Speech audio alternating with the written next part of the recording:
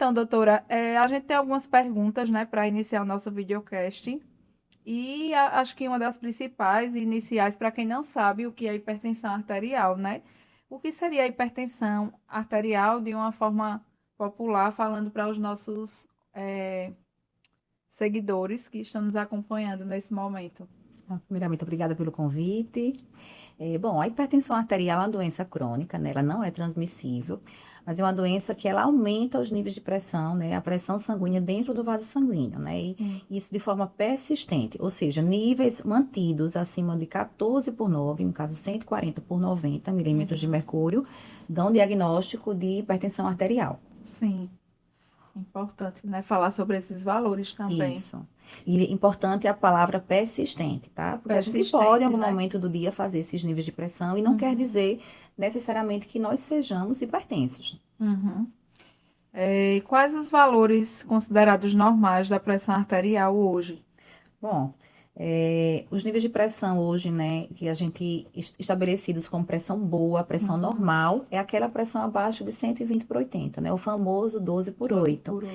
Porém, a gente tem que lembrar também, né, observar que diversos perfis de pacientes, a gente pode ter níveis de pressão, aceitar níveis de pressões um pouquinho Uhum. mais alto, assim como também a gente tem que ter cuidado em alguns perfis de paciente, como principalmente os Os idosos mais idosos, frágeis, né? que essas pressões elas não podem ficar muito abaixo, tá? Muito baixa, porque esse paciente ele vai sentir mais sintomas por conta desses níveis de pressão tão baixos. Então, depende muito do perfil do paciente, mas, no geral, basicamente é abaixo de 120 por 80, 12 por 8. Entendi. Para eles pode ficar como se fosse caracterizado, doutor, uma hipertensão ou uma hipotensão pelos sintomas? Sim, dependendo dos sintomas que ele sente, né? O idoso frágil, ele vai sentir mais tontura, visão Uhum. turva, até mesmo síncope, que é uma perda da consciência, Sim. se ele mantiver níveis de pressão muito baixo. Então, ele é um perfil de paciente, o idoso mais frágil, né? É um perfil de paciente que a gente pode ser mais um pouquinho permissivo, né? Uhum. Aceitar níveis de pressão um pouquinho mais alto. Mais alto, né? Isso, Do que o 12 por 8. isso. E outra pergunta é, como é feito o diagnóstico da hipertensão no consultório? Como é que você faz esse diagnóstico para ser mais precisa? Certo. A gente tem diversas modalidades para isso, né? Uhum. Tem pacientes que na primeira consulta a gente já consegue dar o diagnóstico de hipertensão, a gente não necessariamente precisa de exames complementares para a gente poder dar esse diagnóstico, né? Dependendo muito do nível de pressão que ele está ali naquele momento, né? E até Sim. mesmo o relato do paciente para a gente durante a consulta médica, né? Mas a gente pode lançar mão alguns exames, né? Muito Sim. importantes, inclusive, que a gente tem hoje, que é a mapa de 24 horas, Sim. né? Como também a MRPA, né, que é a monitorização residencial da pressão arterial, em que a Sim. gente orienta o paciente a avaliar aquela pressão em determinados horários do dia e dos dias da semana, e aí ele vai retornar para a gente com esses resultados, para a gente poder avaliar se a média daqueles valores condizem com o diagnóstico de hipertensão arterial. Sim. Mas, sim, a gente pode sim dar diagnóstico de hipertensão na primeira consulta, a depender desses níveis de pressão do paciente. Da classificação, né? Que ele Isso. apresenta de pressão. E eu tinha conversado com você sobre a questão também dos níveis de pressão que são considerados agora pela Sociedade Brasileira de Cardiologia, né? Eles fizeram alguns estudos Na verdade foi na Sociedade Europeia que que lançou, foi né? lançado, Isso, a né? E nova eles diretriz deles estavam. de lá, falando que os níveis de pressão mais baixos agora seriam as pressões mais ideais, mas aqui Isso, no Brasil a gente ainda mantém a mesma classificação, né? Que essa pressão abaixo realmente 12 por de 8, 12 né? por 120 8, por né? 80. Que é o ideal. Isso. E o fato de não controlar a pressão arterial pode trazer quais fatores de malefícios, né, para a vida do paciente ou da pessoa, ou jovem ou adulto, idoso? Quais são os males, né, que isso traz para essa falta de controle de pressão arterial? E essa pergunta ela é muito importante porque muitos pacientes estão aí hipertensos e não fazem a sua prevenção, não fazem uma avaliação com o cardiologista, então não sabem que são hipertensos, porque a pressão alta ela não traz sintomas, né? Então o paciente muitas vezes não sabe que é um paciente hipertenso. Hipertenso. E aí esse paciente que ele não controla essa pressão ao longo da vida, ele pode trazer muitas consequências, muitas complicações, como por exemplo, hipertrofia do ventrículo esquerdo, que é um aumento da musculatura desse coração, Sim. né? Que isso pode trazer futuramente insuficiência cardíaca, né? A hipertensão descontrolada, ela pode trazer o AVC, né? Que é o derrame cerebral, Uhum. também infarto agudo do miocárdio, então consequências muito graves, né? Que podem levar à morte, né? Ou então a doenças com morbidade muito importante, Sim. né? E aí, você trouxe um fato muito importante que a gente percebe que o paciente jovem, ele é muito mais resistente, né, a aceitar que naquele momento ele fez um pico e precisa ser investigado. Ele diz, não, mas eu sou saudável, como é que eu estou com pico hipertensivo? Né? Não Exatamente. tenho, não tenho nenhum sintoma. Aí vem a questão do não sintomático, né, dela não Exato. ser Não tem sintomática. sintoma. A pressão alta, ela não traz sintoma. A pressão baixa, sim, ela traz Uhum. diversos sintomas, desde tontura, desde de síncope, que é a perda de consciência, Sim, visão turva, vontade de vomitar. Mas a pressão alta, o paciente ele é silenciosa, né? Então, uhum. tanto é que ela é chamada como inimiga silenciosa. Porque o Silenciosa. paciente ele pode ter níveis de pressões muito altos e não saber que é hipertenso, ou muitas vezes não aceitar. E Sim, também não esquecendo, como consequência, uma complicação muito importante que eu não citei aqui é a insuficiência renal. Então, sim, muitos pacientes hoje estão aí fazendo hemodiálise, sim. né, por conta realmente de hipertensão arterial descontrolada ao longo da vida. Isso é muito importante, fazer essa prevenção, né? Demais. E em relação aos fatores que elevam a pressão arterial, quais são os fatores mais críticos que trazem um risco maior, né, para a hipertensão arterial, para a presença do diagnóstico? Aí nós temos diversos fatores que podem aumentar os níveis de pressão, né? Pode favorecer ao desenvolvimento da hipertensão arterial, desde os fatores não modificáveis, que são aqueles da Uhum. genética, história familiar, a gente pode herdar, né? Aquele genezinho do nosso pai, da nossa mãe, né? Mas tem aqueles fatores modificáveis, que são aqueles que a gente realmente tem que intervir. Ou seja, Sim, é o estilo de vida da gente, né? sim. Então, alimentação saudável, né? Pobre em sódio, né? Que é o sal, Uhum. o sedentarismo. Então, a gente tem que orientar aquele paciente a ele manter uma atividade física, um exercício físico regular semanalmente. Sim, Então, a gente orienta ele manter pelo menos 150 minutos de exercício por semana, de atividade moderada, e que esses 150 minutos sejam distribuídos em pelo menos 3 dias na era semana. isso que eu ia falar, é Não pode ser importante, porque meio. tem uns que acham que, eu vou fazer 2 horas hoje e já É, estou cumprindo a minha carga horária aí de atividade exato. física, e Tem não aquele é jogador de assim, né? futebol de final de No semana, por final de exemplo. semana Joga que é um bola uma perigo, vez por né, semana, no doutora? sábado. Isso não é bom para o tecido miocárdico, Meu né? pai. Então, a gente não orienta o paciente a se exercitar uma vez por semana apenas, principalmente Sim, uma atividade de alta sim, intensidade, sim. né? Então, a gente precisa ter esse hábito de pelo menos segurar aí os 3 dias por semana. Aquele paciente que quer fazer a semana toda, ótimo. Quanto mais Sim, exercício físico, fizer né? melhor, né? Pode sim fazer. Além disso, né, a gente tem que falar muito aqui sobre a espiritualidade, a gente não Sim, lembra disso, né, a sim. religiosidade, a espiritualidade. Quanto mais a gente buscar uma crença, isso nos ajuda também no Fortalece, controle da né? nossa pressão, né, nos deixa mais tranquilos, reduz os Uhum. nossos níveis de estresse, né, o estresse, ele é também um fator que aumenta os nossos níveis de pressão, nossa correria do dia a dia, né, é tão Sim, difícil isso, mas a gente tem que tentar buscar manter esses níveis de ansiedade da gente baixos, né, fazer baixos, uma né? terapia. Gerenciar, né? Isso de uma forma. Exatamente, exatamente. E um fator muito importante aqui, que eu ainda não citei, é a obesidade. Então, a Sim, gente se fala muito hoje sobre obesidade. A obesidade é uma doença e a gente precisa muito buscar controlar esse peso, sim, né? O sobrepeso não precisa nem chegar na obesidade. O próprio sobrepeso, ele já traz aumento dos nossos níveis de pressão, tá? sim. Então, a gente tem que tentar controlar esse peso de Fez. forma rigorosa. Então, falando sobre a taxa de incidência, né, no Brasil da hipertensão, ela fica em torno de 30%, né, entre É uma das toda a doenças mais população, prevalentes, mais né, no mundo, prevalentes, isso. né? E aí a gente atende um público, a gente tem um público jovem aqui na cooperativa, né, de usuários também, e a gente percebe que eles têm uma resistência maior a essa mudança do estilo de vida, e aí o que é que eles alegam? Eu tô sem tempo, eu não tenho tempo, né, de fazer uma atividade física, de me cuidar.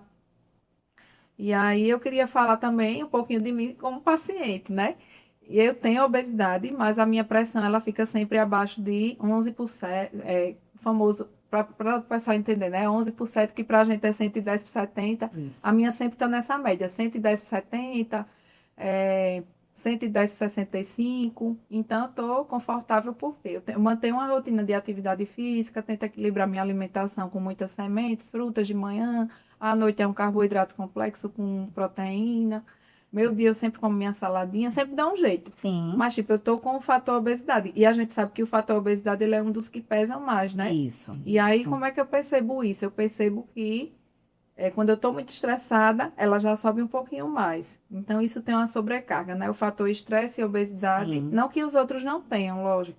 A gente sabe que eles são protetores, mas não impede que os outros fatores também avancem, né? Isso, por isso, você Importante. falando isso, eu vou pegar até o gancho e falar aqui Muitos pacientes, muitas vezes, medem a pressão somente quando estão num transtorno de ansiedade, numa crise de ansiedade. E aí a pressão realmente ela vai estar alta porque você está numa ansiedade, num transtorno de ansiedade, numa crise. Sim. E aí isso é fisiológico. A gente está aperreado, está preocupado com alguma coisa, brigou com alguém, discutiu com alguém, Isso. nossa pressão vai responder como? Aumentando. Isso é uma resposta fisiológica. Isto não quer dizer que você aumentou a pressão naquele momento, você já é um paciente hipertenso, não é isso. Uma das perguntas que a gente escuta muito ainda também no consultório, acredito que você também já foi questionada sobre isso, minha pressão não é assim tão alta. Pode ser ansiedade. Então ele acha que é só um fator isolado. E aí aborde um pouquinho sobre isso pra gente. Acontece muito. Às vezes chega lá no consultório, sou muito ansiosa, tô passando por alguns problemas pessoais e minha pressão está muito descontrolada, né? Realmente a ansiedade, o transtorno de ansiedade, ele realmente traz aumento de pressão arterial, né? O que a gente precisa avaliar é se realmente esse aumento de pressão arterial, ele só está aumentando ali naquele momento em que o paciente está naquela crise. A preocupação, o estresse, o corre do dia a dia, ele vai aumentar os nossos níveis de pressão por conta de uma resposta fisiológica mesmo, certo? Então, realmente é importante ser avaliado. Muitos pacientes que estão ali com pressão alta, às vezes é só por conta de uma crise de ansiedade, realmente. Não tem um diagnóstico fechado de hipertensão, pode ser fator isolado. Mas se ele percebe que a sua pressão está descontrolando muito frequentemente, né? Às vezes é um paciente que verifica até sem estar sentindo nada, tá bem, não teve nenhum estresse com ninguém e a pressão mantém alta, aí a gente realmente tem que avaliar o possível diagnóstico da hipertensão. Entendi. E o outro mito e verdade, né? A hipertensão, ela é uma doença só de adulto? Como é que é classificado isso, né? Como é que é visto?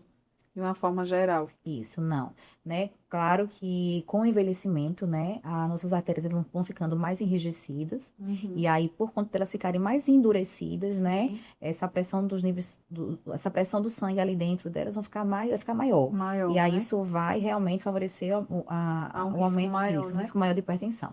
Mas os jovens também podem desenvolver hipertensão arterial desde cedo. Crianças também podem ter hipertensão, né? Então, a gente tem que realmente entender, né? Os jovens têm que se conscientizar de que sim, eles podem ser hipertensos. Não é uma doença só do envelhecimento, né? Não é uma doença só do idoso. Até porque hoje a gente tem um fator, o sedentarismo, que é muito forte, né, doutora, na população. Muita criança também, muita criança, né? Que não se movimenta, fica muito tempo trancado em casa, uso da tela, né? Favorece muito. Eu sinto dor na nuca, né? É uma das coisas que a gente ouve muito no consultório. É a minha pressão que está alta. E aí, você confirma essa informação? Que a dor na ganha, tá no ranking lá ganhando essa dúvida, número 1 do consultório. O paciente muitas vezes chega lá falando que tô com dor na nuca, acho que a minha pressão tá alta. Veja, pressão alta não traz sintomas, não traz nada. Tem pacientes que chegam no consultório com níveis de 27 de pressão, né, 28, já vi pacientes com 30 de pressão no consultório, né, sem sentir absolutamente nada. E a gente verificar várias vezes a pressão está realmente muito alta. Né? Então, a pressão alta, ela não traz sintomas, tá? Essa história de, tô com dor na nuca, minha pressão tá alta. Realmente pode estar alta.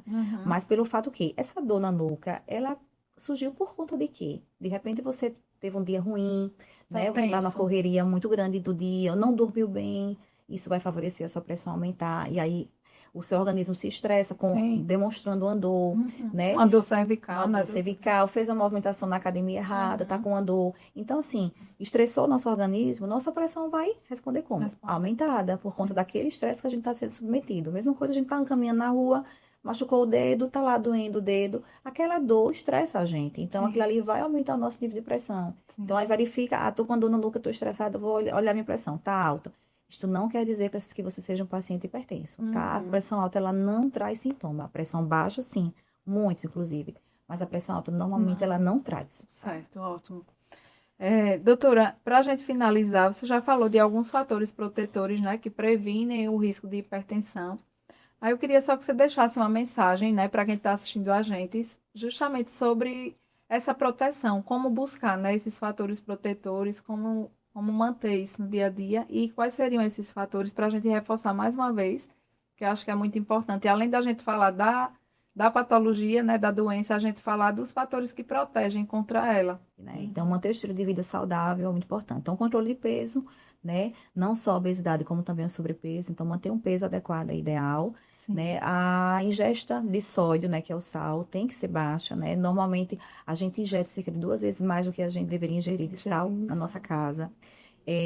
Estilo de vida em termos de estresse, ansiedade, né? A gente tem que tentar buscar, né? É difícil, mas a gente precisa buscar, né, um estilo de vida saudável em termos de estresse, ansiedade, né? Uma terapia é muito importante, aquele paciente que é muito ansioso, depressão, então a gente tem que fazer uma terapia para poder controlar isso aí. Exercício físico, né? O exercício físico, ele diminui os níveis de pressão, tá? Tanto da pressão maior quanto da pressão menor. Então é importante a gente manter um hábito de vida, tem que ter uma rotina. Semanalmente, a gente tem que manter uma rotina de, no mínimo, 150 minutos de exercício, de uma atividade moderada, que é uma caminhada rápida, tá?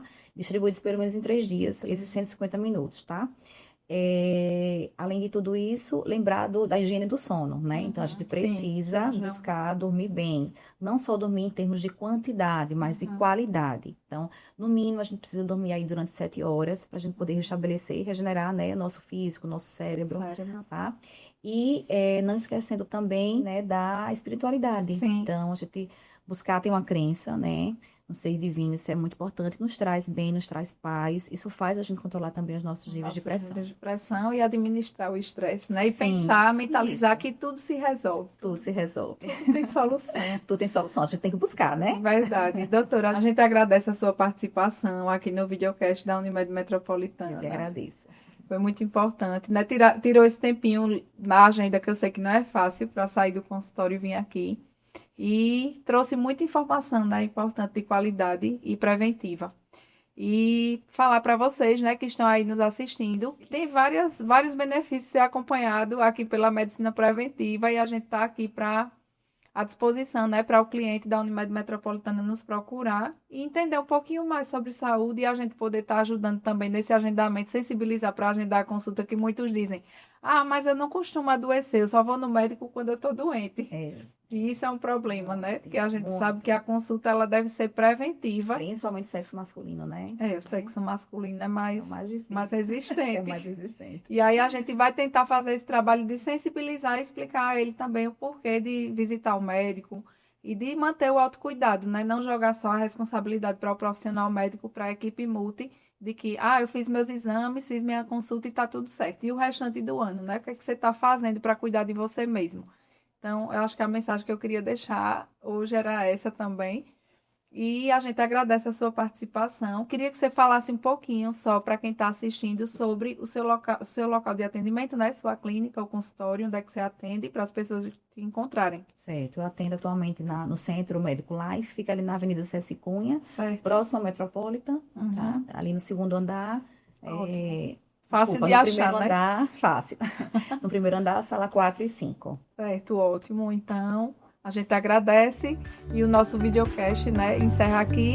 Até a próxima. Tchau, tchau.